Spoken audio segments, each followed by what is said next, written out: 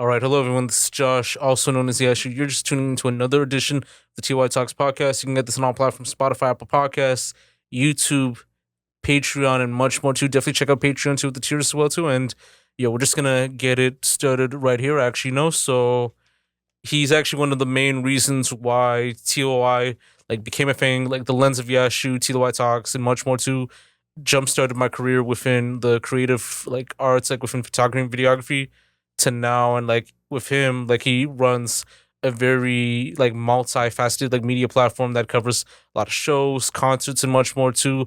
Alongside him is the second Poet Laureate of Ontario, who runs a program called Peace, and they're set to host the third annual Rivermouth cipher and event performances and all that too, with a lot of stuff coming within October and all that too. So we have John of 40 Ounce Heroes and Testament on the pod. How are you guys doing today? What up, Yash? Thanks for having us, bro. Feeling good. Glad to be here. Give thanks. Yeah, man. It's a full circle moment, in a sense too. And you're actually one of the main reasons why this thing actually happened. And Jeez, don't give me that. Don't give me that. Talked about manifesting this one day too, to sit down, conversate about the story too. And here we are and all that too. And especially on perfect timing too, with Rivermouth and all that too. So Rivermouth, the third is happening on all areas too. So yes, see it all around. And these are the posters straight off the press. We picked them up yesterday in Saga.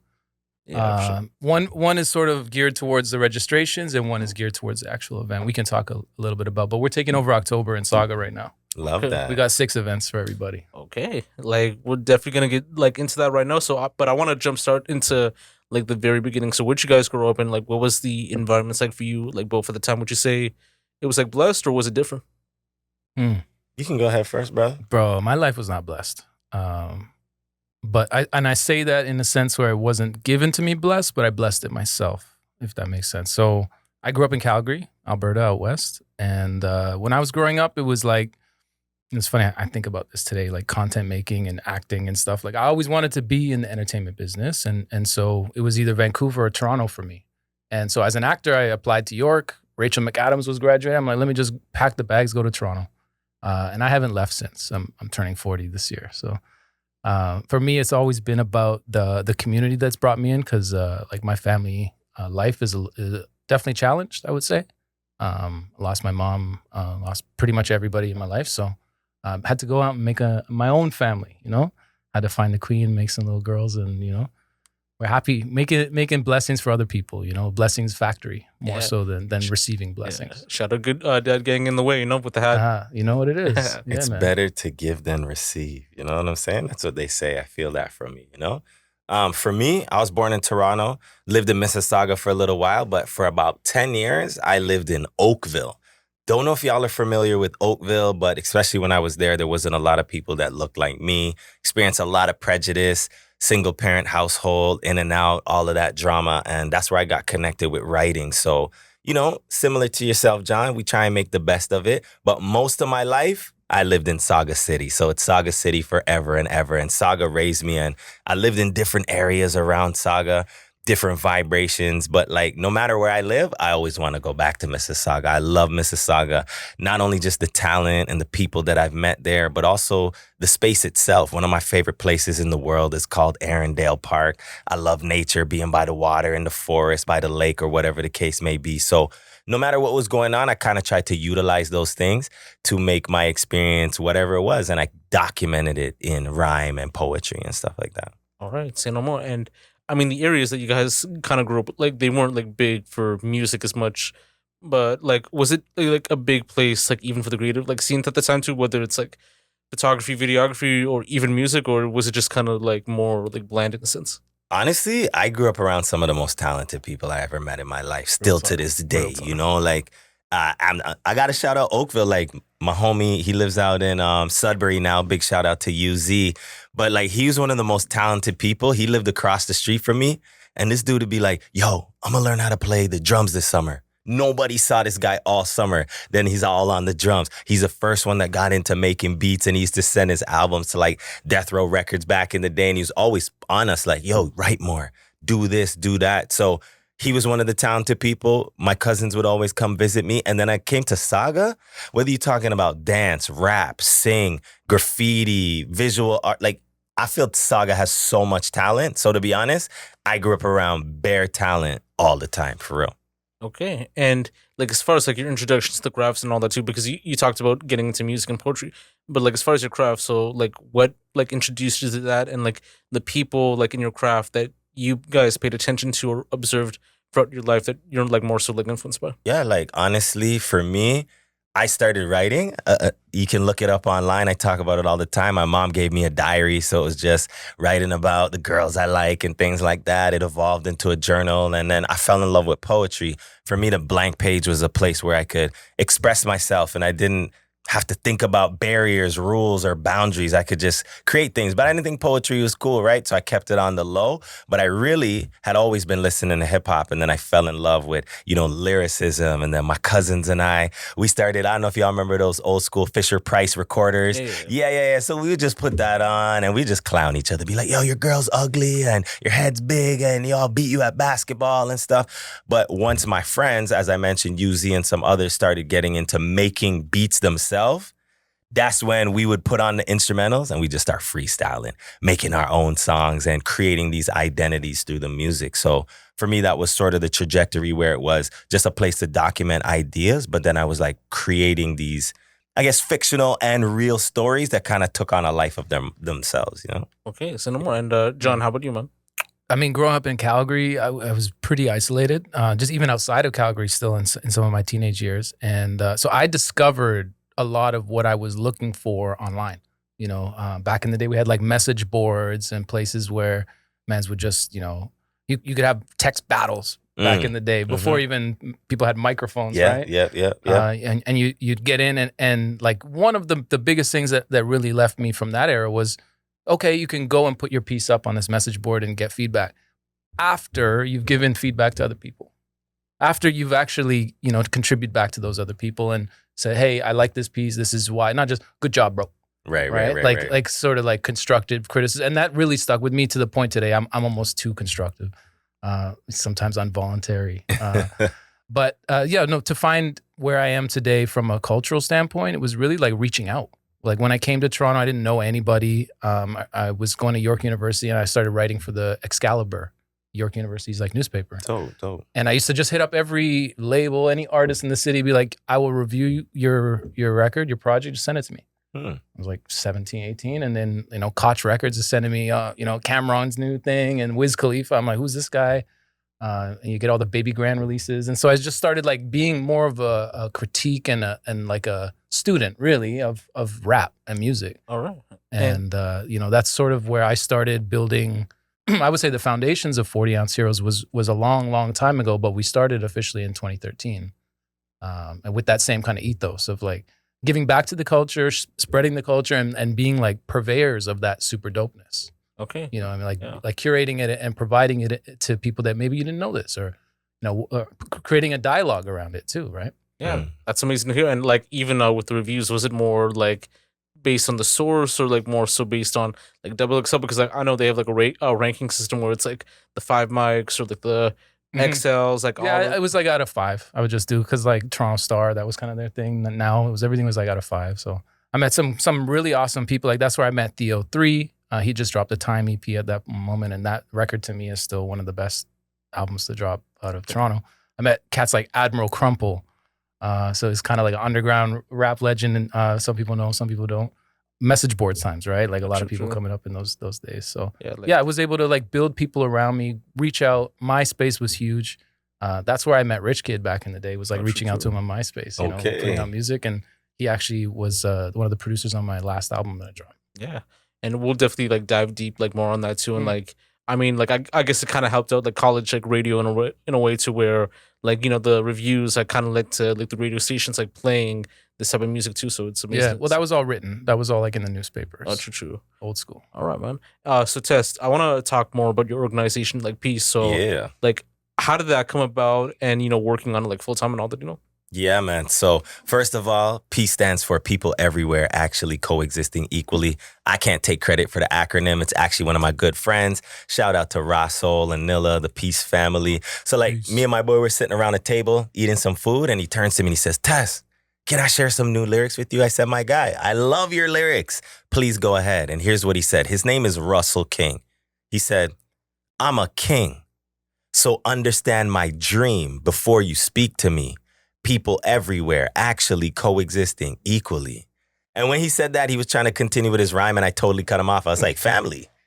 That's the greatest acronym for peace I've ever heard in my life. We need stickers. We need t-shirts. We need a website. We need a whole peace movement. So in 2007, we launched the peace movement. It was just an idea of what the acronym said. So we got some t-shirts. We promote them at the different events that we started doing and stuff like that. We started doing workshops in the community, promoting that philosophy. In 2011, we launched our longest running program, which next year is going to be in its 15th year, which is our Black History Study. Educating people about things more than Malcolm X and Dr. King. We love them, but there's a lot of rich history there. So as that started to develop, and I had a background working for Unity Charity and not-for-profit, and I was like, you know what? I want to turn this into a corporation. So in 2017, I fully incorporated Peace, turned it into the business model, and now we do a variety of different work in the community. We got a bunch of artists that we work in, but we focus on three main pillars: equity and diversity, using arts to help with mental health and well-being, and leadership. And as I said, our largest program is our Black History program, but we do a variety of different things. Okay, that's facts, man. And like your main focus is like more like on the community, and like even with like youth engagements, like emceeing, hosting for the most part too. So what made you focus? What made you focus like more on those two aspects? And what was that experience like? Yeah, that's a good question. I guess I definitely always love working with young people. One thing I love about the young people is they could spot a fake a mile away, and they have no business calling you out on things like that. So I always appreciated that. But I did work for Unity Charity for about 10 years, and I developed a lot of skills that I didn't really realize that I had. I always felt like, oh, I'll be writing, I'll be performing, I'll be an artist. But I became what we call an artist educator, right? So that's somebody that actively practices their art, but they also want to teach and give back to the next generation. And working with Unity and experiencing that through the workshops, I didn't realize how much of a passion it was for me. So it was just a natural way of sort of sharing the things that I do, writing, rapping, things that I use for my expression, in a way to pass it on to other people. So it kind of just developed from working with Unity, the things that were going on in Peace, documenting my life via writing and being in the studio and recording stuff, and all of those worlds sort of came together. But definitely a bulk of my work is focused around the youth. But I work with like JK up to 99. We got no limits, If you're over 100 and you want some writing sessions, holla at your boy. We can help you out. True. And like who are like some notable people that were like involved like within like Peace like at the time too, like as far as like artists or creatives that kind of became successful like in their like own like wave today and all that.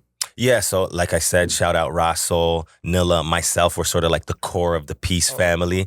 I got to shout out my cousins who came up. Still Waters, he's part of a group called Full Circle. They dropped an amazing project doing things like that. Haven't talked to him in a long time, but I'll shout out DJ Babwa. He was the producer. Blaz, DJ Catalyst recorded my first record at the Hive and stuff like that. So all of these people are still active in the music space doing their things, although it may be segmented. People are doing different things, but those are all people that ran with the Peace family at one time or another. Yeah, say no more, man. Like it's amazing to hear. And with Jawn, like you had like a prior music career as a rapper under the names like The Messenger, Hermes the Messenger too. Like I talked about like listening to like one of the albums like on Bandcamp, and then even Black Bolt too. So like tell me more about that, and starting to create music before, and like what stopped at that moment.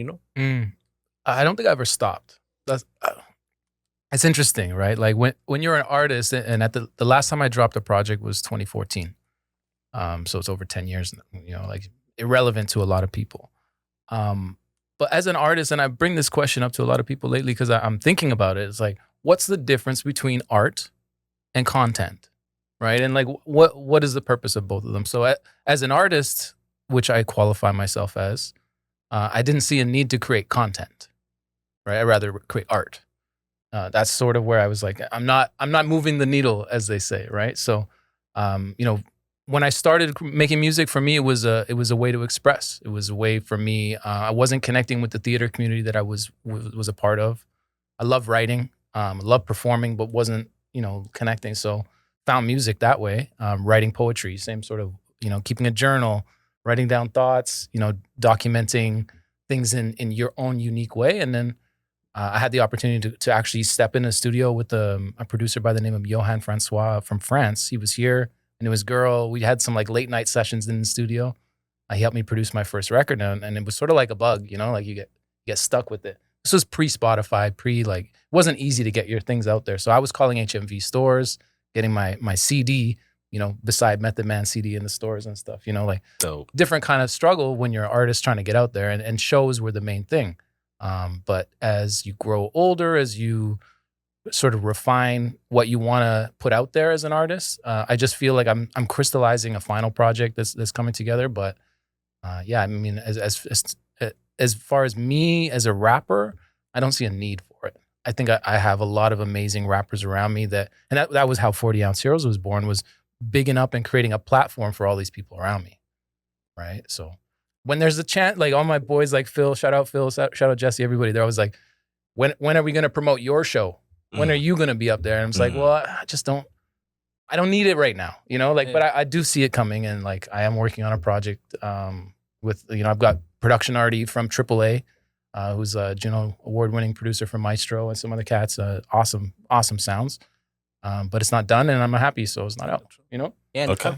I mean, you've worked with like a lot of like dope artists too, like Rich Kid, like through the production and all that too, like Fresh Kills and all that too. Like I know he did his thing. And Phoenix, I think, like even like pre-sorority days and all that too. So it's like interesting to hear that she like laid like a verse down too and all that. And well, she was one of the first artists I met that, for like a Toronto artist, that I was like blown away. Like she reminded me, I hate saying like Lauryn Hill, it's so played out, but like at the time, that's what it was for me. It was like she could sing, she could rap, she had amazing stage presence. And so we connected at, I think it was some open mic show or something, exchanged contact on MySpace and thing. And I brought her in to drop a verse on my project back then. And we've had a history of different things since, but big ups to Ryan and Phoenix, and everything that she's always been creating. It's been a masterful way of putting out art. Yeah, amazing to hear. And like it led to like 40 Ounce Heroes and all that too, like creating like the media platform. So how did you manage to create it, and like what's like the meaning behind the name too? Because like people are like wondering why. Like, dude, it's a team sport, as you know, right? Like we had about 12 people, and the intent at the beginning, and you probably don't even know this story. The intent at the beginning was,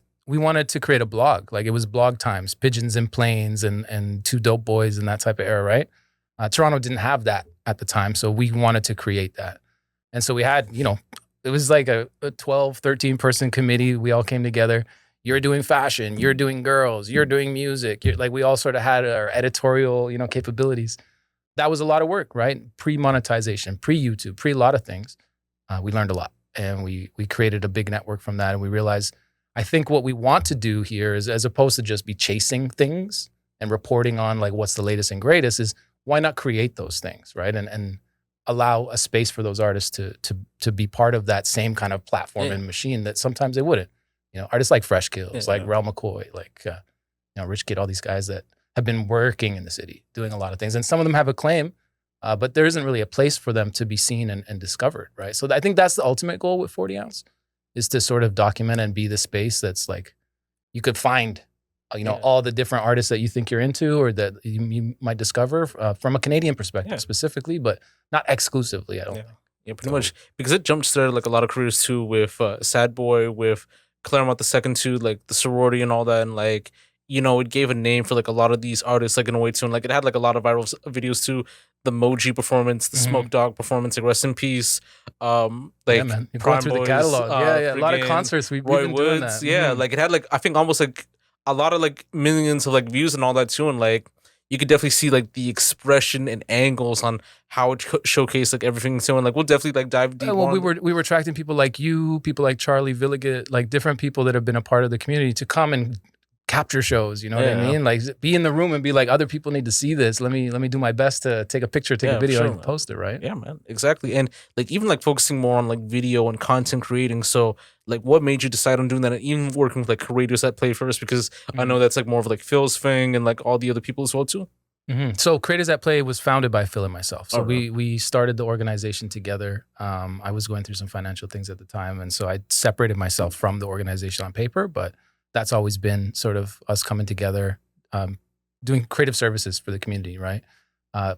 40 Ounce Heroes was very hip hop music focused, where Creators at Play gave us an opportunity to step into the corporate space, doing events for them as well. That's kind of like the gateway drug is, we'll shoot your event, right? And then it turns into how do you appear on social media? How do you what's your video look like, right? But content creation from a 40 Ounce perspective, I think we kind of crystallized on the cipher. We saw a lot of great success from working with Team Backpack in the early beginnings. We were like the production team for like the Toronto Cypher. We put together the Brampton Cypher, which I still go to events in Brampton and people are like, "Yo, I love that Cypher." Like, that's love, right? And then, you mentioned the sorority. That was International Women's Day. There's a long story behind that one. I don't think we have time today to go through it. But that was a magical moment where we brought, these MCs together. They didn't know each other. They knew of each other, obviously, but they never worked together in that way. And then to step away from that session with that energy and for them to go put out multiple projects, multiple videos, touring, CBC Focus. Like, so proud of those ladies. Like, they've done such a great job. Exactly. And I don't want to take any credit for that. Like, I think they did all of that themselves, right? But creating these spaces like a Rivermouth is sort of where I think we've been able to see the most synergy with everybody being in the same room, right? Like, because so much gets lost with Zoom calls and virtual stuff these days, Instagram messages, Exactly. Because like it came like all the way from like 2015 with like the viral like live performances too, and like even like covering like these like concerts and events too. So the experience, it had to be like kind of like a crazy experience where you're in the crowd, you're seeing like different reactions. So you're seeing like Moji with a Hennessy bottle, you're seeing like the Prime Boys just like going crazy, like Roy Woods like packing out a show at like UTM and all that too. So I guess the experience was like very like interesting in a way, right? Yeah, it's wild to see all those different spaces and like you said, to be in those spaces and just want to share that with people. Yeah, right. Sure, but yeah, I mean, 40 Ounce has gone through a lot of iteration. When people ask what is 40 Ounce, if you ask a bunch of people, you probably get like a bunch of different answers. But I would say that we really honor the culture first and foremost, and however we can shepherd and do that, whether it's through events or through videos or through interviews, through documentaries, we will do so. Yeah, that's facts, man. So Test, I want to talk more about you being named like Ontario's like second poet like laureate and all that Big too. ups, So bro, big ups. like I know like you came, I think after like Randall like within that situation too. So because I think Randall was like first and then number one he was, yes, and correct. then you were like next and all that too. So how was that feeling like, and the experience beyond it? Like how did that happen, and what was like that impact like for you, and if you ever received like any like recognition or like anything else like from that, Yeah, no, that's a great question, because I've been doing community work for over 20 years, making music for over 30 years, and I've never sought recognition. If you pull up and I'm there, that's cool. I'm satisfied with that. The only person I'm trying to outdo is myself, But one day my boy sent me a LinkedIn posting and he said, "Tess, this sounds like you." And I read the LinkedIn posting and I said, "Family, I do this every day." So I decided to put my name in the running to become Ontario's Poet Laureate. And I gotta say, man, they put me through the gauntlet of interviews, 5 intense interviews, 6 interviewers. They asked me a lot of questions. And through the process, I realized that whether I got it or not, why not me? I've been doing it. I have the resume. Whether people know about it or not, the resume's there. So I said to myself, you know what, moving forward, I am going to put my foot forward, whether that's applying for grants, putting out more of my projects that are low key and stuff like that, But fortunately, on November 26, 2024, I was acknowledged as Ontario's second Poet Laureate. And it's been really cool. The biggest thing I would say about it is that it brings me into spaces that I never necessarily wasn't navigating up to this point. As I mentioned, a lot of my work has been around with youth, people who service the youth, school boards, communities and stuff like that, the hip hop community and whatnot. But this is sort of pulling me into different spaces. Like last month, I was in Thunder Bay and I was doing creative writing with seniors. I had a man that was 99 in my workshop, like fully functional, writing bars and stuff like that. You know what I'm saying? As well as the young people. It's brought me into different communities that use poetry and the arts to deal with things like trauma. You know, we all need healing in a variety of different ways. This isn't the show for that, but just showing you some of the different spaces that I'm navigating. One thing that is really big to me is volunteering. I think that it's important to help and give back. So I'm at an organization called Applaud. They used to be called formerly the Quarter Century Club. And all they're about is acknowledging people for their work in the public sector. So they reached out to me and they wanted like a custom piece for their volunteers. So I do that. My volunteer organization that I work for is called Food for Kids. They're all over Ontario. I've been with them going into my 4th year now. Put a little custom piece together for them. The only school in North America named after Anne Frank. I helped them rewrite their school song and stuff like that. So it's brought me into doing things out of just spitting bars in a cipher or recording music. It's deepened my community impact, and I'm very, very grateful for that. In terms of acknowledgement that I've gotten from that, like, yeah, definitely I get to do different events. I'll big up the Cranium Festival and Mississauga Film and Music. I just came back from Ottawa. Last weekend I was out there rocking with them. So that's super cool. A lot of cool projects going on, like Rivermouth. I have a huge event coming up this weekend, September 27th at the Living Arts Center in Mississauga, a celebration of hip hop and poetry, words, power, sound. And this man right here is actually the one who helped me get the grant to be a part of the Canadian Music Incubator program that allows me to put on this event. So it's definitely broadened the horizons by utilizing the platform of being Poet Laureate. But a year is almost done. So, you know, I'm excited to what's next. I want to put out some poetry. I want to put out some books that I've been working on, as well as new material and a lot of really cool things. So it's just showing me that I could really broaden my horizons. You know, I got 4 children, so I want to be a great example for them. And to me, this is a lot more than just art or entertainment. You know, I'm a member of the Temple of Hip Hop as well. Temple of Hip Hop was founded in 1996, and we promote the idea of edutainment. Sure, groove, dance, turn up. But why can't we still be building as a community? And hopefully we can get into, you know, a little bit more of that later. Yeah, for sure. Like, I think like it's already like explained that the groves have like already impacted you from like the start until now and all that too. So like even from that too, like you feel like it has been like that too from the start until now, like with the growth, with starting out in these like small brands and then taking it to like bigger like levels like now and all that. Absolutely. Like I'm putting myself out there more now, you know? Like I did an interview on Howl on 89.5 with the Poet Laureate of Barrie, Ty the Poetess, shout out to her, and Dwayne Morgan. And Dwayne Morgan this year is celebrating his 32nd year of doing poetry. We call him the godfather of poetry. And when I was doing the interview, I told him about that why not me moment. And he said in his acceptance speech for the Order of Ontario, he said the same thing. Like, why not me? So I'm continuing to look at it like that. I got a bunch of things that maybe I don't want to speak on yet. You know, the power of words. We don't want to put it out there. Yeah. We working on things like that. But, you know, the reality is like, yo, I believe anything is possible. And I'm just going to keep pushing it and switch it up on people. You know, I like to keep them guessing, just like a freestyle, you know. So this is what we working on. And I'm excited for everything that I currently have going on, but more importantly, some of those things that I haven't even thought of yet or connected with yet. So, yeah. 100%, man. John, how about you, man? What was the question? Like that you've grown like as a creative, like from the start to now and all that. Oh, millions. What's the Will.i.am ratio we're using these days? 1,000,000,000%? No, I've changed a lot, professionally, creatively. Yeah, I think, again, my goal is to share that with people that have energy for doing it on their own, people that need to express, right? Like Unity, that's what drew me to them in the first place, like express your stress. I think that was one of their slogans. And develop skills for success. Uh-huh. Yeah, for sure. And like, you know, that's where I met Tess. I'm thinking back, you know, we were in Fort McMurray in some janky school on a janky tripod. I'm filming you, like maybe 20 kids in there. And like, I never would have imagined that we'd be here today working with like the city of Mississauga, right? In multiple ways, from an arts perspective, from the legislation. They've been able to show support now. And, you know, it's funny, like even when we did Rebel Hub in like 16, I think it was, or 17. I think it was 17. In Meadowvale. I think it was 17. You know, like we didn't have a ton of support. We didn't have a big budget. Like we didn't really have much. It was like, you guys can use this space if you want to, right? Like it was very minimal. And now when we walk into those rooms and we ask for certain things, it's a different air.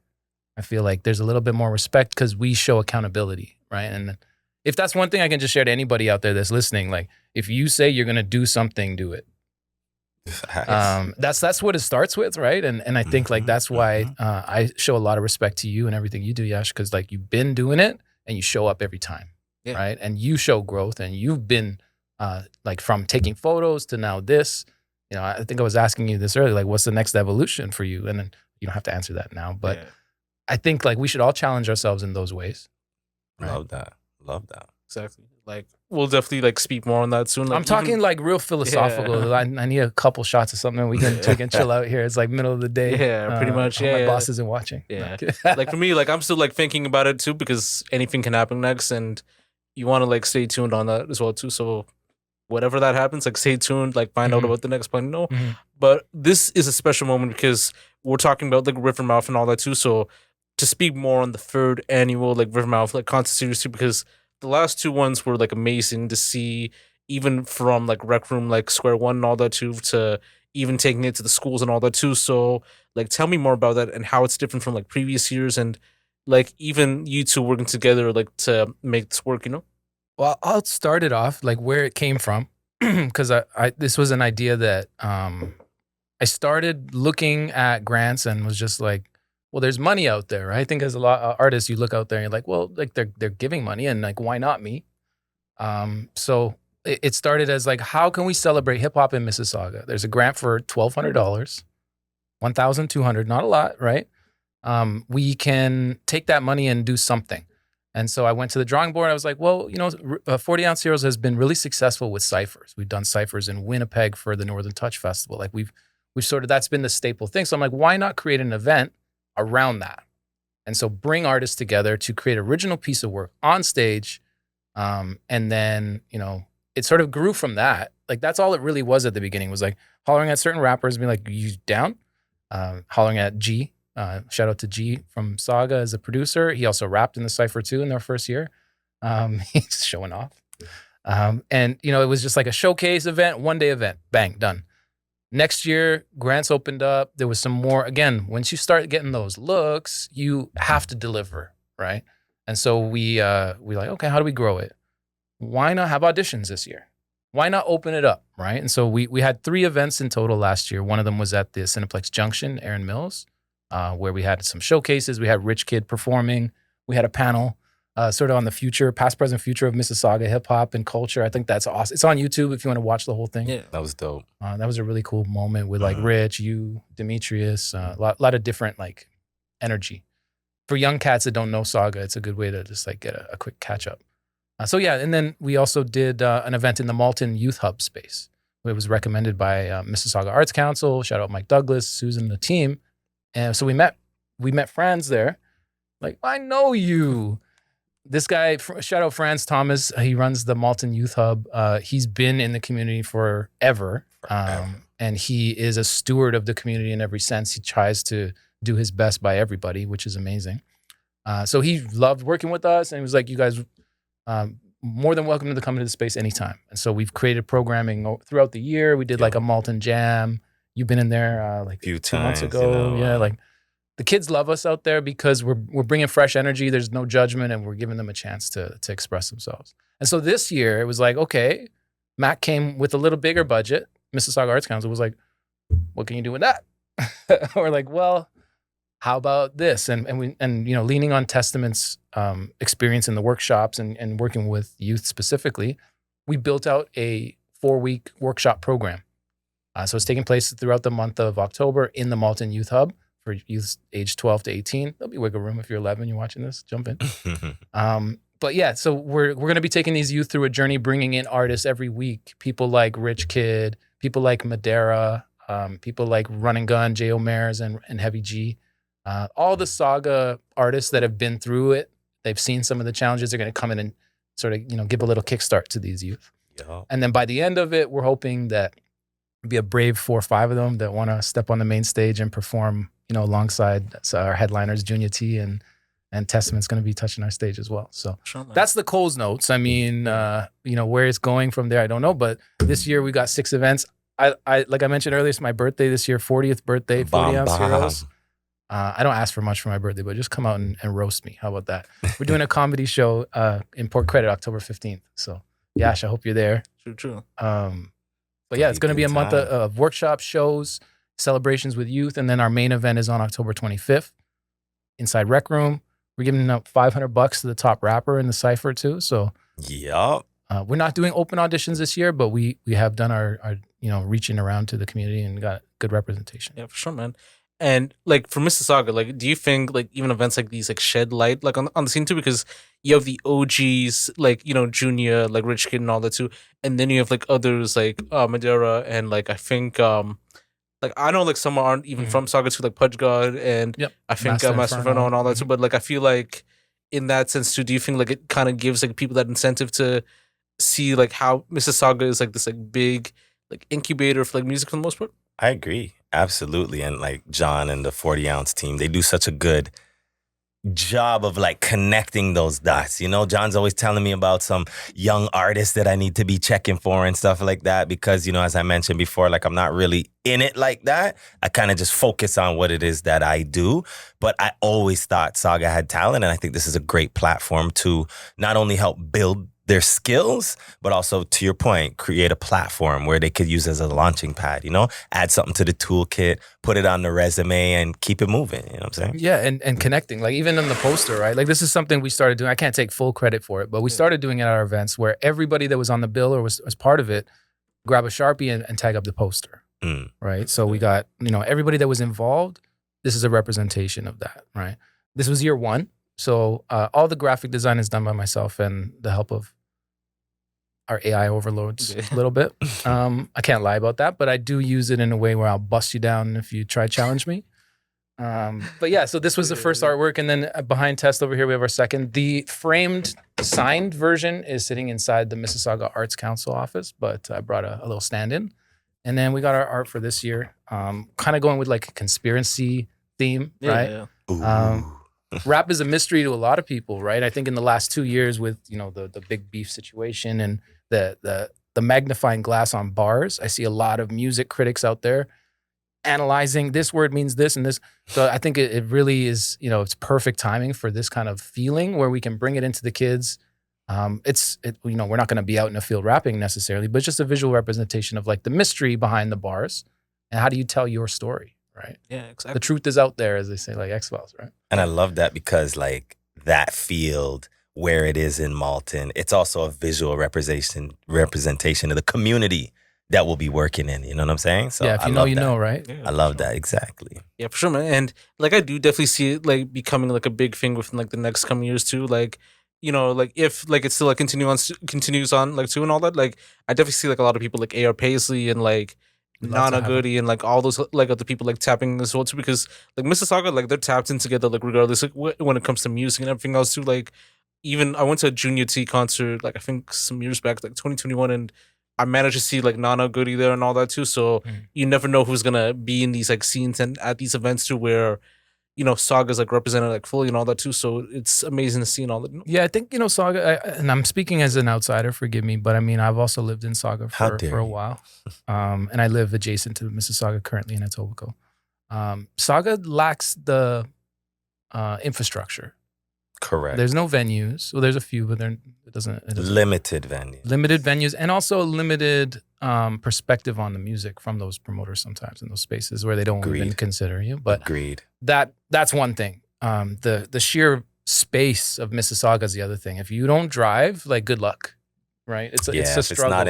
If it's not at Square One, it's very inaccessible. Yeah. Yeah, a lot of youth, and when we're talking about hip hop, it's a youth culture for the most part, right? So how are these people traversing from, Winston Churchill all the way to Dixie? Like, I don't know. Like, they don't know, right? And so that's a challenge. Whereas in Toronto, it's a lot easier sometimes. Or from like Port Credit to like all the way like in Malton and all that too. So it's like correct a process to like even get through and all that too. Yeah, and part of Rivermouth too is reintroducing people to Saga, right? Like, I love that. Like putting it back on display. The word Rivermouth is a literal translation of Mississauga.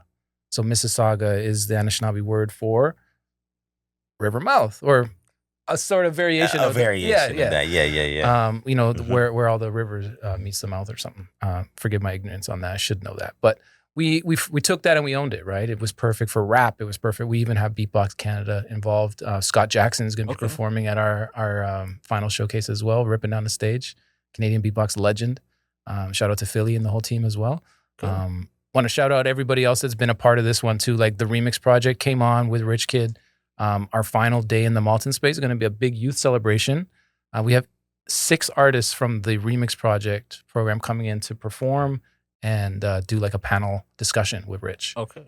So, we're doing new things. And I think that was what attracted people to the idea at first. And now it's like we're flipping it on its head and we're saying, come to Saga because look what we can do out here. We have more space to play, right? Like we got a little ticket to try something and it's catching on. Yeah, it's facts, man. Yeah. And like, do you feel like the same for like the whole like Toronto Canadian music scene too? Like what are your like thoughts on that right now? And do you feel like there should be some changes on the direction of where the Toronto or the Canadian like music scene should go to, or do you feel like it's fine the way it is? It's not fine. That's a loaded question. I'll just give my 2 cents. I love Canada. I traveled all around the world. Canada's a beautiful place. I'm a tropical soul. It's a little cold, but I love Canada. And, growing up on the hip hop scene, I love that we had our own sound. You know what I'm saying? Our own identity. And I feel that sometimes it gets muffled. So like all I would say is to our city, to our country, like just be true to yourself. We don't have to be Atlanta. You don't need to be New York. You don't need to be the West Coast. Let's stay true to our Canadian roots and be proud that we bring those cold flows, you know what I'm saying, from up here in the North, and we carry the torch fiercely. So that's one thing that I want to see art-wise. I just want to see people being creative, pushing the styles. I understand there's a certain narrative. If you want to, have a certain amount of commercial success, there's certain things and stages that you got to play. But I think there's a way to maintain the integrity and do that. And, I grew up in a time in hip hop where, fam, if you sounded like somebody else on the mic, you're getting booed off the stage. If you try and duplicate, it's about being authentic and genuine, So I'm hoping that I'll see a little bit more of that because we go to these shows, we see the people out there. So now it's just time for the city to stand up and keep firm with that. Yeah. That's what I think. Yeah, and if I zoom out from that, even like your question about the industry, I think it's completely broken. If we look at platforms like Spotify, where you've got bands like Velvet Sundown, I think it's called. I think so, yeah. It's a full AI band, completely generated by artificial means. One of the most performing songs and albums on Spotify. You look back, who's it created by, who owns it? One of those people owns Spotify too. Okay, wait a second, right? Like what is going on here? Right. How is our art, or how is the expression of whoever is making it? And that brought me back to my original question of like art and content, because I think they're 2 different things completely. And we have to, otherwise, these AI songs are going to take over. Yeah. And then, can we separate art from artist, right? Like, I don't know if it matters. If the song is good enough, does it matter that it wasn't a person from your hood that sang it and they're talking about your hood? But that's where we're going to get in some gray area. So I think to get ready for all that, it's got to break a little bit. Yeah, exactly. And I think it is, right? Like you look at the UMG lawsuit that's going on that a lot of people have opinions on. I think it's going to change something. Something has to give. Yeah, for sure, man. And like I know, like even there's like other people like Xania and like I think the Timberland signed with artist. Suno. Yeah. Mm-hmm. So and like that's like a conversation we'll like dive deep like on. That's a long time, one. We need a couple hours for that one. I know like this is what I'm gonna say like only like one thing about this too, and before like we wrap up.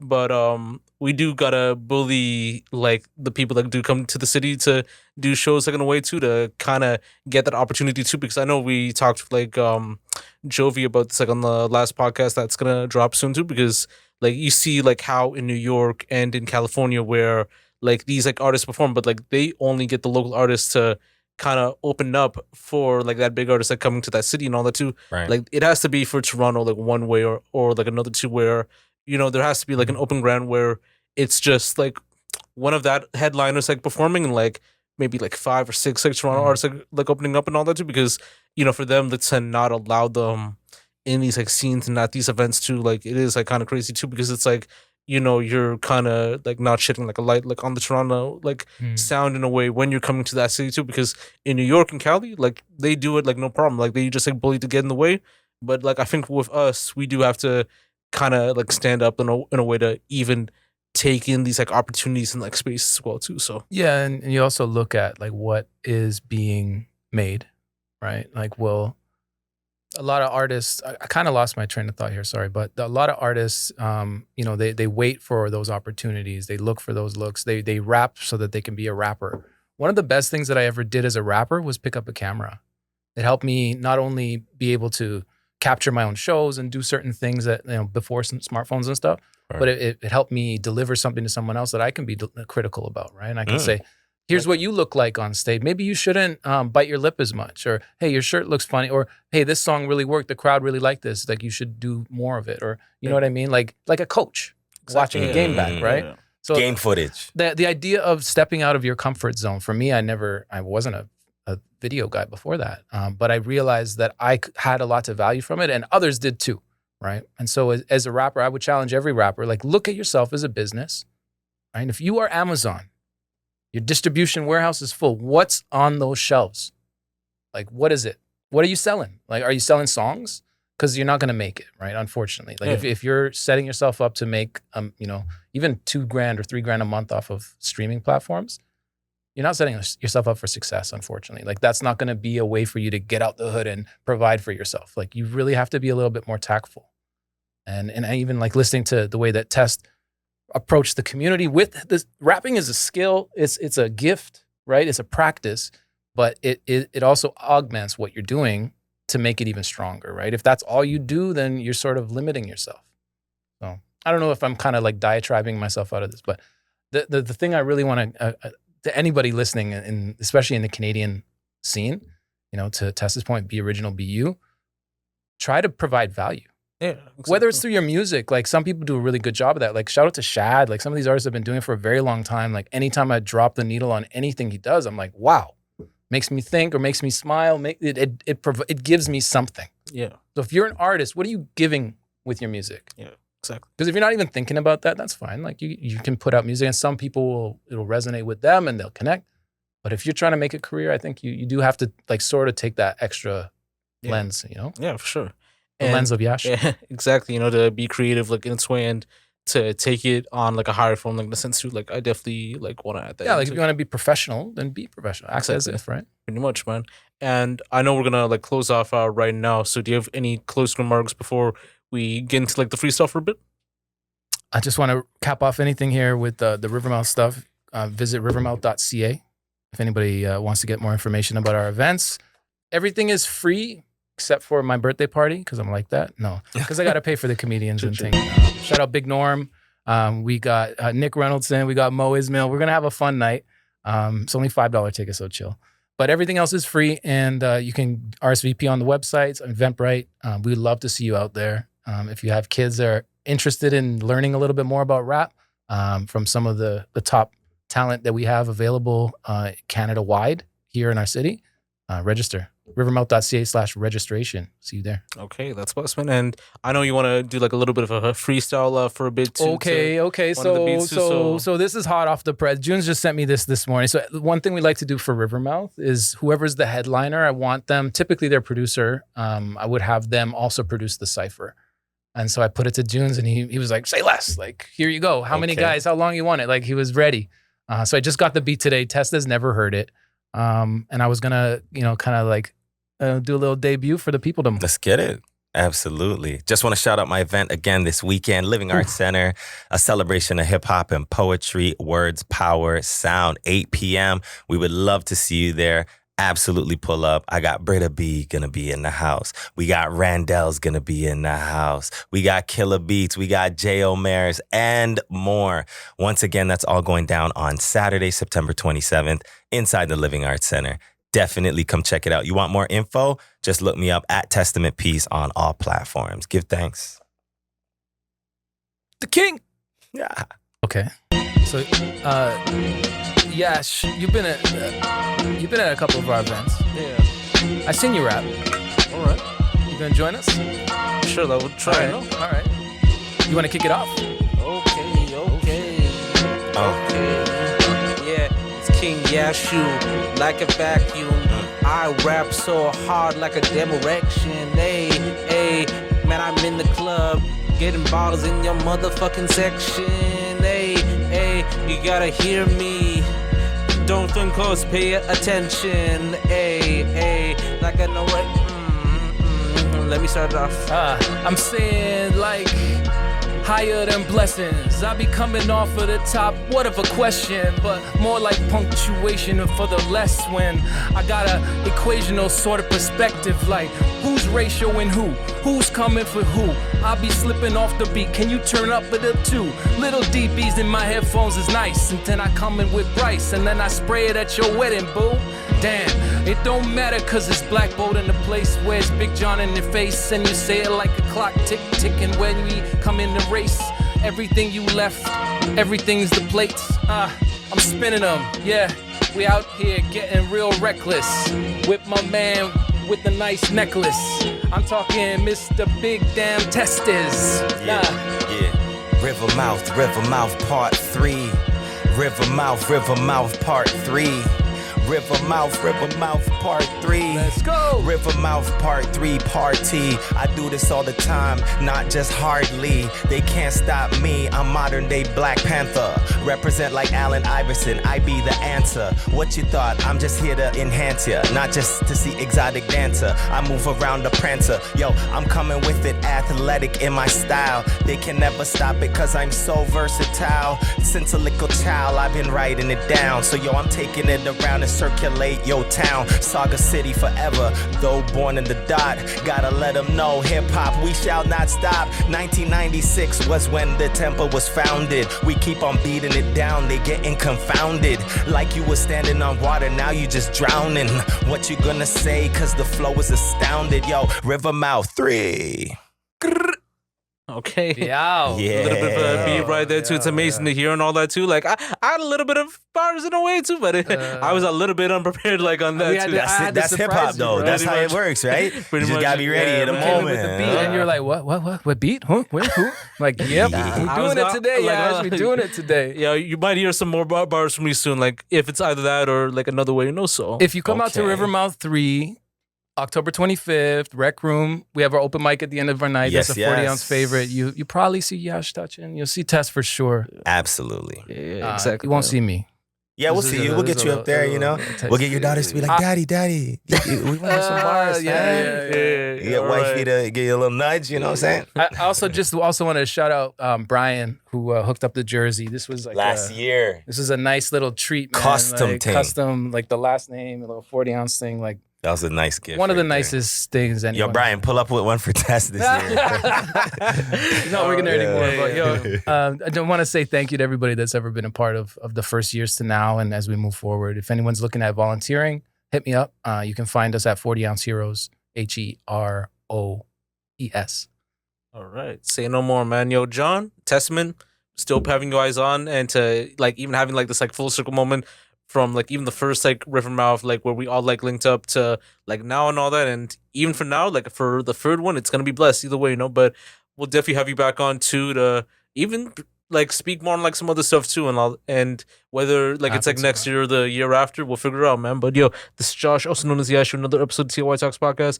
You can have this on all platforms, Spotify, Apple Podcasts, YouTube, Buzzsprout, much more too.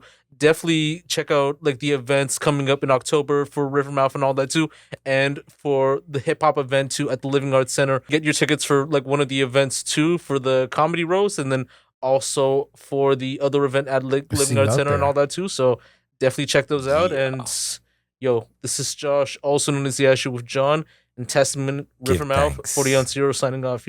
Bomb.